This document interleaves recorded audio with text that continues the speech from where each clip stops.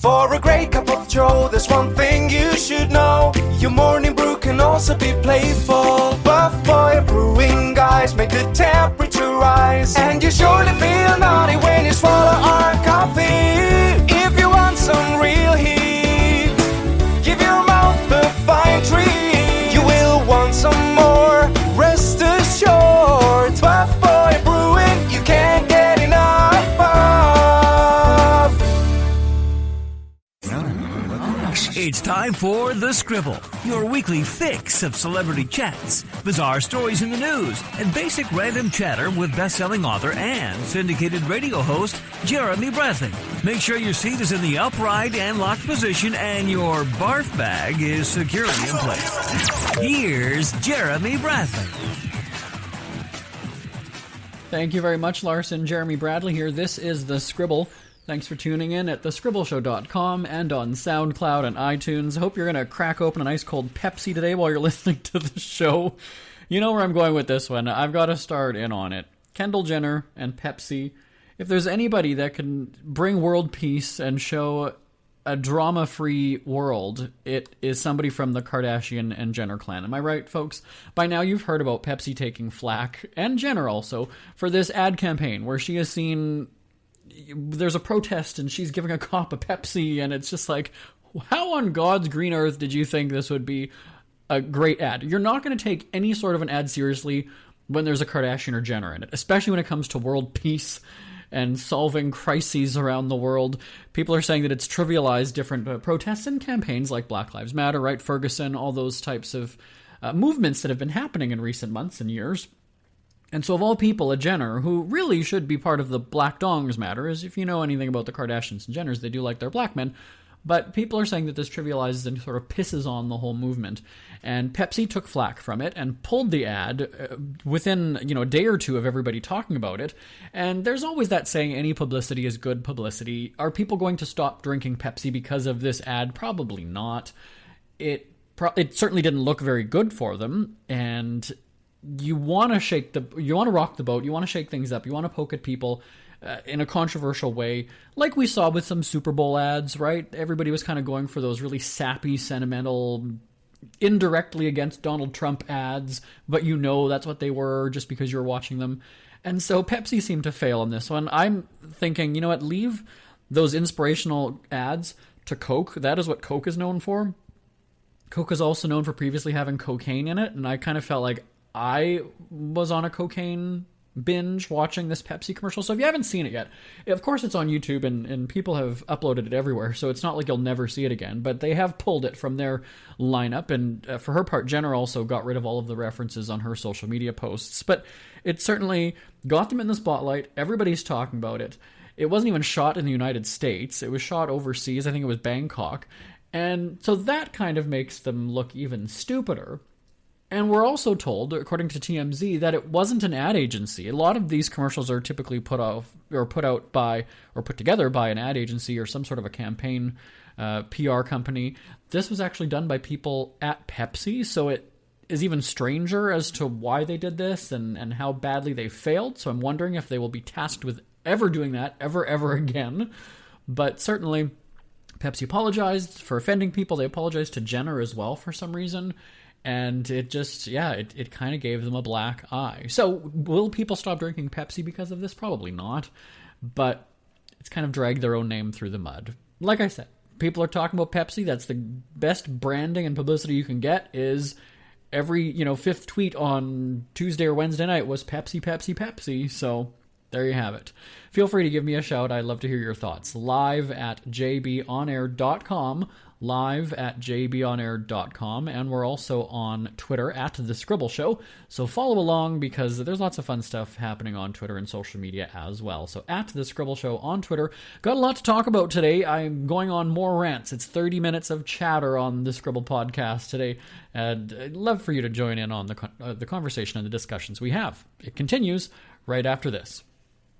Isn't it crazy that you wait for payday, but before you know it, you're strapped for cash again? It's time to stop blowing your money and become a smart spender with the book, The Official Guide to Being an American Cheapskate at cheapskatebook.com. Learn simple ways to cut costs at home every day and during special times of the year. Don't go broke at Christmas. Don't remortgage the house for a fancy vacation. The book is filled with tips to save you money throughout the year. Check out the best-selling book, The Official Guide to Being an American Cheapskate at cheapskatebook.com or on Amazon and iTunes. Airfares go up and down more than planes themselves. Pricearazzi.travel has you covered when flight prices change on Expedia.com. If the prices drop, you'll be sure to know about it. There's already so much to remember when you travel, and you shouldn't have to worry about paying more than you needed to on your flights. Let Pricearazzi.travel keep an eye on that for you. Your biggest concern should be if you've packed enough money to buy all the trinkets you really don't need, or if your swimsuit shows off enough skin in all the right places, or that while you were away, the kids have enough food in the kennel and that the dogs get to school on time. Wait, flip those last two. Simply register your email address with Pricearazzi.travel and then book your flights on Expedia.com. Your itineraries are automatically sent to Pricearazzi, and you could do your happy dance if the flight becomes cheaper in 24 hours. Better yet, you could actually end up flying for free. And who doesn't love free, right? Find out how to save on your Expedia flights at Pricearazzi.travel. Avoid bank account turbulence and sign up now at Pricearazzi.travel. JB here on The Scribble. Thanks for tuning in. And again, we're also on Twitter at The Scribble Show. So follow along and chime in on any of those discussion things that we tweet out that I don't read, but I'll definitely hear about it if you do lash me and you rant and rave about something I've said. I'll talk about the basement bloggers in just a second. We have a very exciting show coming up on April. Let me look here. We're taping it on April 12th in Orlando, Florida. It's airing on the 14th, so you're going to hear that next week. We are live from Orlando, Florida. I mentioned this on our podcast last week. Dreams take flight. Air Canada has an incredible initiative where they pack up the plane and fly from Canada to either Disneyland in California or Disney World in Florida. We get on the plane at about 4 in the morning. We fly down to Orlando. We get to Disney at about 11 o'clock or so in the morning. Spend an entire day. It's about 8 hours on the ground at Disney World. And the kids just have a great time. And get back on the plane in the evening at about 8 o'clock or so. Fly back to Canada. Arrive a little after midnight or so, I think it was. And it's literally a 24-hour adventure for these kids. Now, sometimes, it could be that they've got like an illness or there's a medical condition or just their home life might prevent them from having this type of fun. And so it's an incredible day. 100 and some kids. The parents, I know when I live tweet, this is my third year doing it, the parents are like just watching the tweets and living vicariously through that. And it really does make a difference to these kids. So if you're in Canada and you support charities and initiatives, this is a great one. It's called Air Canada's Dreams Take Flight. So I will be doing that next Wednesday, and you're going to hear a special broadcast on April 14th here on the podcast. So tune into that. Now, speaking of travel, I've referenced these basement bloggers a few times now. There has been several instances where we have a syndicated radio network. We have produced radio shows now for 11 years. It'll be this month. And we've covered many events. We've covered some pretty big events, like high profile, like the TV Land, high-ish profile events. The TV Land Awards in New York City, the American Country Awards in Las Vegas, Celebrity Apprentice when it was popular in New York when Trump was on it, America's Got Talent, The Voice, American Idol, a lot of TV events. And so we used to cover some lesser events and found that there were PR agencies. If you ask these people, you can get into events. And we've done a lot of that. But when the whole blogging thing came about several years ago, we found that there was one significant event, I'm not going to name the event, we don't cover it anymore, that was favoring these bloggers. And one of the guys was in his parents' basement. He was blogging, and he just kind of was like a wannabe gossip guru. Not Perez Hilton, but sort of like that, but with less of a following and less success and money. But he got a better place on the red carpet than we did at this event. And this was a music event, by the way. So when it comes to the record label, or when it comes to the music industry, radio is actually the bread and butter and should be given priority. At least in the broadcast world, that's how we see it.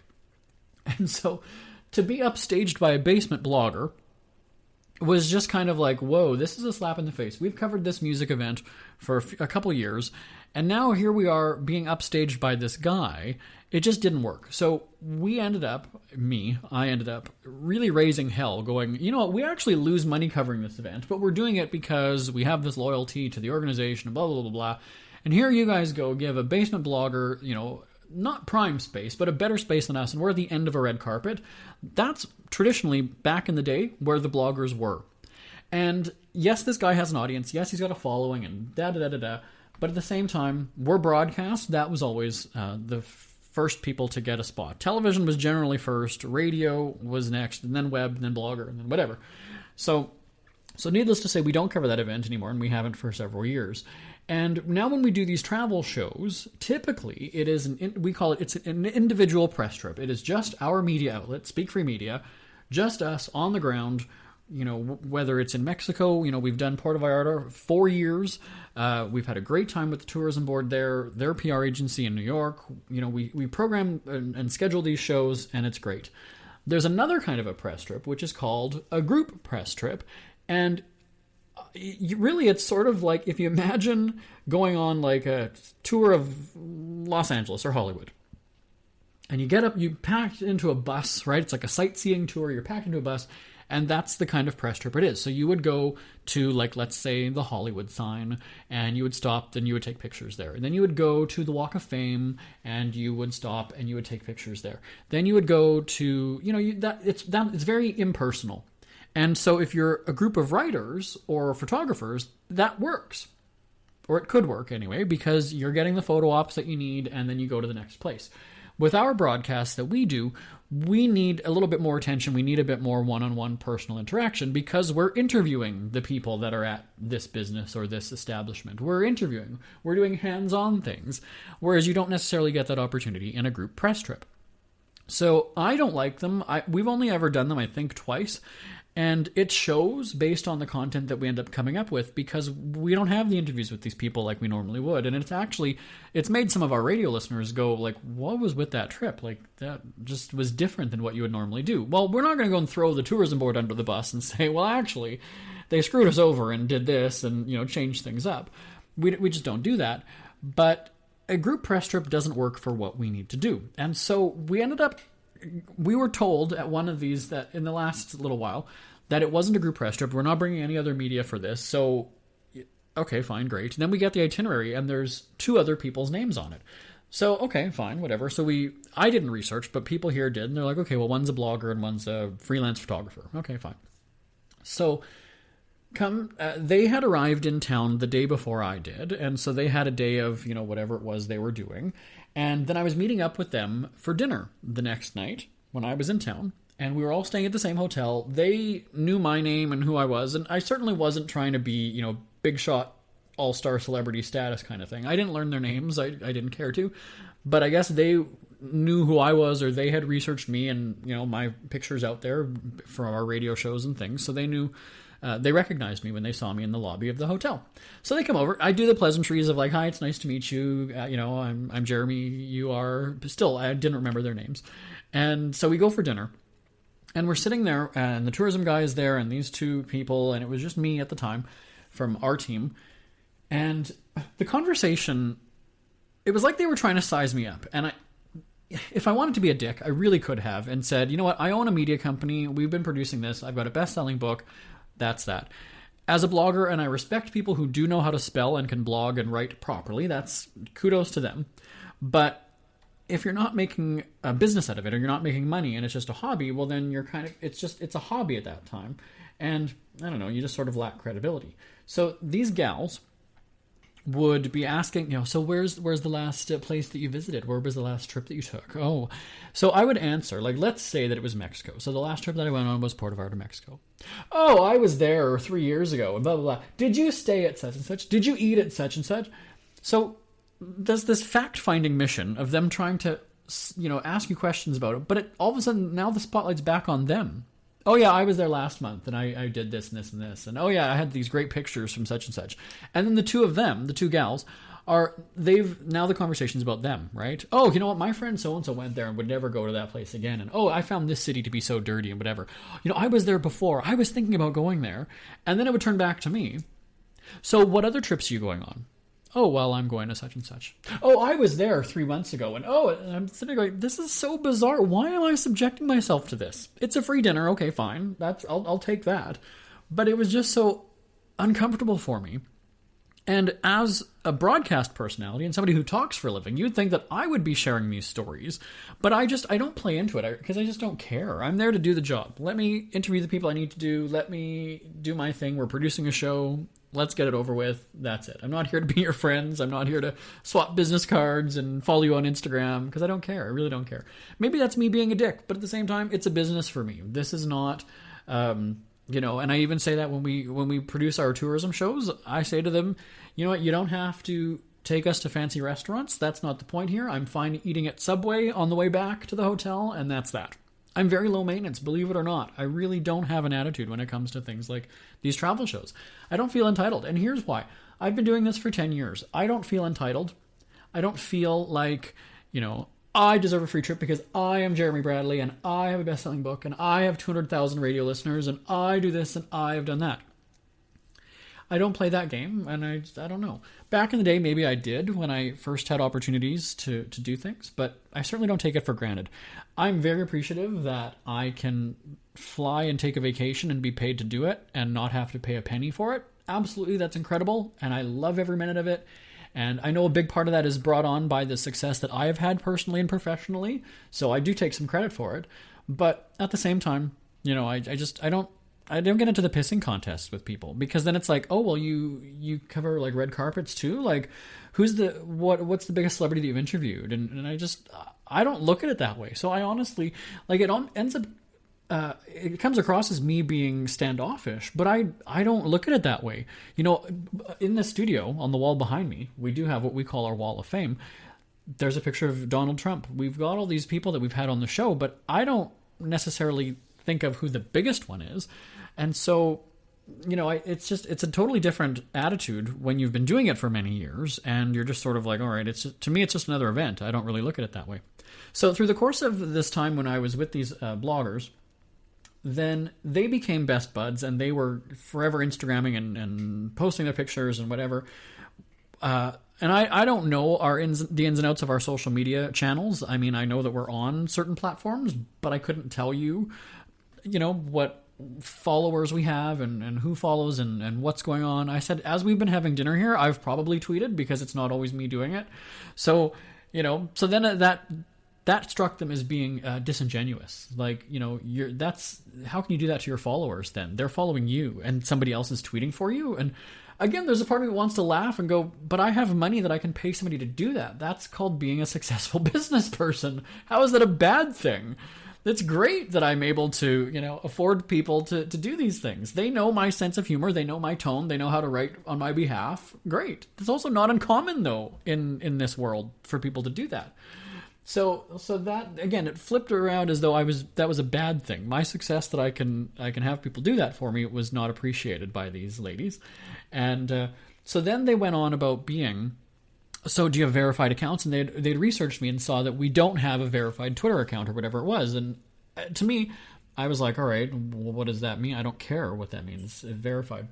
So it was like, that Twitter recognizes you and you have that blue check mark that, that they verified that you're a legitimate account. And I was like, well, we've been on the radio for it'll be 11 years.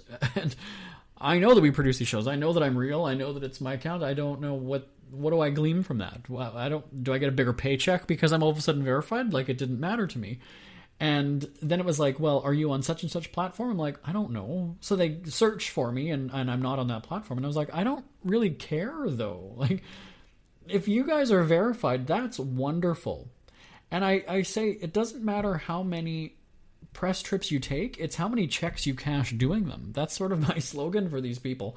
And so I kind of felt like, all right, you guys are attacking me that I don't do my own tweeting, whatever, and I live tweet events in The Bachelor and whatever, and that's good enough for me, and I don't care that you're here to judge me or whatever. Like, it's not, And so one of the gals was saying about, getting paid. And I said, well, we have advertising, and then I'm also paid to tweet certain things sometimes, or, events and trips. And, oh, so like traditional advertising then, as though that was a bad thing. And I thought, well, yes, but I'm in broadcast. And so that's what it is. It is traditional advertising. That's how we make money, as most good media outlets will do. And, oh, well, yeah, no, we don't. That's not. I said, well, why don't you sell your content? Like, why aren't you paid to tweet about things? If you hit up a company and they, like, let's just say, as an example, Pepsi, hit up Pepsi and go, you know what, I've got this much of an audience, pay me to tweet. Or it's an upcoming brand of product that you might like. Well, tweet them, like, ask them to pay you to tweet. Like, why not? Oh, well, no, that's just not real then. That's not heartfelt posting. That's selling out. I'm like, but that's also business. That's how you make money. And so one of the girls had mentioned that she went to go and talk at her college or her university where she went to school. And so she went and said that, like, she was, like, inspiring these kids and whatever. And I said, well, how much did you charge the school for the appearance, for the speaking? And again, she scoffed at that idea, as that was, like, unheard of. Why?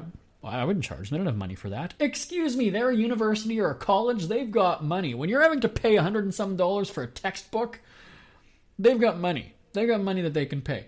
And so, again, I was just like, well, like, high school students, like, I've gone and I've done speaking engagements at high schools and different events, and I get paid for it. Like, they do have money. Just because they're an educational institution doesn't mean they don't have money. That's a crock of crap. Really, it is. And so then I was like, well, yes, I do. I charge, such and such for when I've gone and spoken to, like, my high school or wherever I went to school and other high schools in the area. Like, that's what you do. They've got money to do that. So then I kind of start educating these women in business. That's when the real personality in me comes out. The real businessman comes out and is like, okay, here's the deal, you guys. I started doing this in my parents' basement. I will admit that I started this in my parents' basement 11 years ago, but at the same time, I went into it with a business attitude. I've never blogged. I will correct to say that I've been a newspaper columnist, a regular newspaper columnist. I don't blog for websites. I never have. And it's completely different. And I've looked at it as a money-making operation the entire time. I might not have always had money coming in from it, but the intent was always to make money doing what I do. We've obviously done very well so far. And then at one point in the conversation, I was alone with these two. So the three of us were having conversation. At times, not really confrontational, but them sort of scoffing at what I've done because they can relate to each other. And it was almost like I don't understand their struggles. And I'm sitting there going, well, I don't understand your struggles because you just haven't figured this out as a money-making platform as I have. And, I started before blogs and social media and all these things that could get you instant attention. I've had to climb my, way up the ladder and do these things without that benefit of instant attention and instant recognition for things. So when they were talking about these trips that they've gone on, and that it kind of looped back to that around again, because that's sort of their claim to fame. And that's where I've coined that phrase. It's not how many press trips you take, it's how many checks you cash doing them. Was then they started bitching and complaining about the things that they get. And so a tourism board will give them, maybe a bag of mementos and like a t-shirt or a hat or whatever it is when they get to a place. Or when you go to a business, they might even give you a branded shirt, right? If it's a clothing company or if it's a whatever it is that you go to, they will often hook you up with swag, and it should be a good thing, right? You should appreciate it. We get a ton of crap here, and I appreciate that they're giving me these things. I really do. I might not want it. I might not use it for myself. I might give it away, but I don't bitch about it. I don't complain. And so that's what they were doing, was that they're starting to talk about, oh my God, I get a hat every time I go somewhere. Oh, and just, I don't know how to get all this stuff home all the time and blah, blah, blah. And again, I'm sitting there going, why aren't you appreciative of this, bitch? Like, come on. So I think that that's more a thing of people complaining for the sake of complaining, right? Because you don't want it to seem like you're on a high right now because, I'm on a free trip and this is crazy. It's incredible. Okay, fine, whatever. Well, deal with it. Great. People get free trips all the time with their work or whatever. So I kind of felt really awkward that, you're complaining about getting free stuff on a free trip. All right, sure, deal with it. And yeah, it was concerning to me. So there was a bit of a gem on the last day when we were leaving. We've got to go to a break. I know I see the signal here Bonnie's giving me. I've gone on almost 18 minutes on this rant. We're going to take a break. When I come back, the ultimate climax of this trip that I was telling you about, I'll tell you about that right here on the Scribble. Ever had something to get off your chest but never had the balls to say it? That's a load of crap. SpeakFreeWithJB.com is exactly what you've been waiting for. Your chance to tell it like it is and not care what anybody else thinks. Have your say on issues of the day. Join newspaper and radio columnist Jeremy Bradley as he tells it like it is. Hundreds of thousands of people have stopped by, including some well-known celebrities who have had a chat with JB and speak candidly about what's really going on in the world. You can join them too. Have a rant or a rave. Be brave and head on over to www.speakfreewithjb.com now. Who are the Kardashians feuding with now? What did that little thug Justin Bieber do this time? Who's getting hitched? And who's headed for Splitsville? Hear the latest celebrity news and gossip every day on Entertainment Wrap-Up. The good, the bad, the ugly, but mostly the ridiculously hilarious. It's all recapped in this daily segment at entertainmentwrapup.com. Have a laugh at the expense of the rich and famous when they take themselves way too seriously. It's 3 minutes of time-wasting fun at entertainmentwrapup.com. Check out Entertainment Wrap-Up at entertainmentwrapup.com. Brought to you by Speak Free Books. It's never too early to start thinking about your next holiday. Have you checked out Mexico recently? From tequila tasting, swimming with horses, to ziplining through the jungle and watching whales and dolphins in their natural habitat, Puerto Vallarta has it all. Visit mexico.jbonair.com to see all the fun PV has to offer. That's at mexico.jbonair.com for hundreds of photos, interviews, and videos from around the tourist hotspot. Check out mexico.jbonair.com for all the fun. That's mexico.jbonair.com. So, of course, we have a commercial about Mexico. Jeremy Bradley here on the Scribble. So just as I was reaching my climactic point about the bitter basement bloggers, there was one final moment on the trip that I'm referring to, and it wasn't to Mexico case, that's what you're thinking. It was not a Mexico adventure. That I had to be up at the airport at 4 in the morning or 5 in the morning to depart that morning, and one of the bloggers was on the same flight with me. And we were in the same vehicle going to the airport. You know, I'm not much of a morning talker, so I really didn't have much to say to her. Not that I did even when I was fully awake. But we get to the airport and we're standing in the line, and I was just like, you know, it's such a long lineup. Like, let's just go through the priority boarding, like, you know, the business class section. And so she just had this like look on her face that like, business class, what are you talking about? And I said, well, you're in first class, right? Like, isn't that where we're... She's like, no, I'm not. I'm in economy class. And I wanted to be a dick. I swear I wanted to be a dick. But I played it dumb, like, they didn't put you in first class, like in business class? I just thought that, you know, it's a press trip. That's what you do. So that's where I think that it really hit home to her that she's not as much of a big shot as she thinks she is. And again, don't get me wrong. I'm very appreciative that a tourism board or a PR agency is going to fly me first class. Absolutely grateful. Totally get it. I appreciate it. If not, I will, you know, I'll take a seat at the back of the plane like anybody else. I'm really not a diva like that. But it was just quite funny that here she is thinking that she's made it. She's got these big strides, and that, you know, I'm not a social media. I am a social media influencer. I didn't know what that word meant, influencer, in terms of social media, but apparently I am because I have an audience. And she wasn't first class. And so I was just like, okay, well, you know what? I'm sick of standing here. I'm going to go through first class. I'll meet up with you, you know, when we get through security. And I never did see her again. That's the funniest thing, was that we were both on the same plane. I boarded first class. Normally you would board first. But I wasn't. I don't know why I didn't. I think I was sending texts or something, or emails. And I never did see her again on the airplane. And I thought, wow, here we are, that she didn't even, like, you know, say hi to me, or she didn't come and seek me out.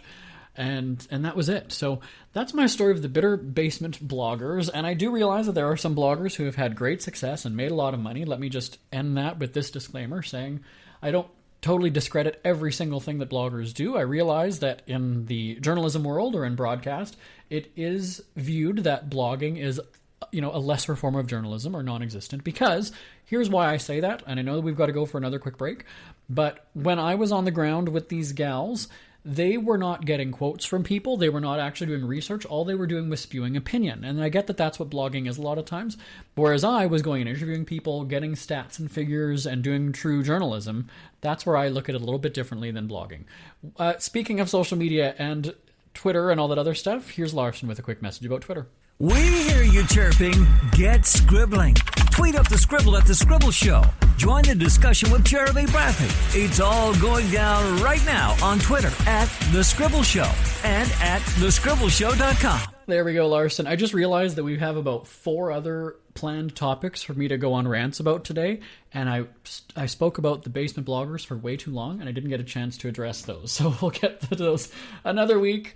But I do love just being able to unleash and unload on 30 minutes of great time-wasting fun here on The Scribble. If you haven't subscribed, please do so at thescribbleshow.com and on SoundCloud and iTunes. Once again, we are live from Orlando on a special edition of the Scribble podcast coming up next week, so stay tuned for that, and feel free to give me a shout. It's always awesome hearing from you. My email address, live@jbonair.com, live@jbonair.com. My name is Jeremy Bradley. This is The Scribble. Bye-bye, everybody. Want more Scribble? Check out thescribbleshow.com for past shows, celebrity interviews, cheapskate tips, and more. That's at thescribbleshow.com and on Twitter at The Scribble Show. The Scribble is a speak-free media presentation. If you want some real heat,